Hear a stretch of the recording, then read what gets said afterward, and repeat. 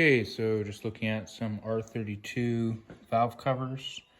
They've been lightly sanded down and a couple coats of cast iron header paint just to help with high temp and whatnot. So that's cast iron gray.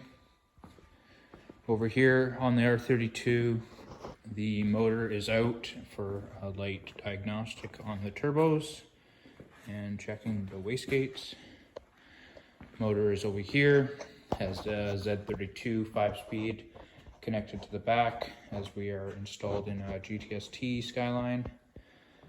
So here the valve covers are off lightly and I have the turbos installed again as they came off to check them out and make sure there's not too much oil in the wrong spots. The ceramic wheels have not been cracked or chipped off, and the wastegate actuators are not sticking or getting float. So this is the RB26 out of an R33, and it's just getting a light touch up before it goes back inside. Okay, I have the RB26 back installed, have the intercooler piping hooked up, have the valve covers painted and installed, have all the intake piping installed, ready for everything, and as well just have the two crossover pipes to join. A little bit of a progress update on the R32 today.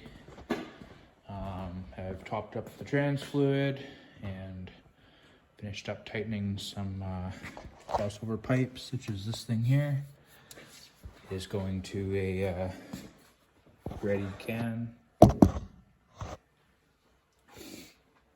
Just did some research on some Driftworks lower control arms for the front, as I already have the Driftworks knuckles. Taking a look at the lower skid plate here. Gonna be recreating this out of some aluminum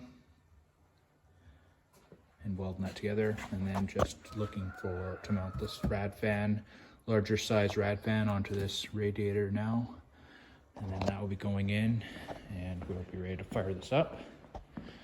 After that, we'll move forward with a quick scuff down and body work and preparation for some paint.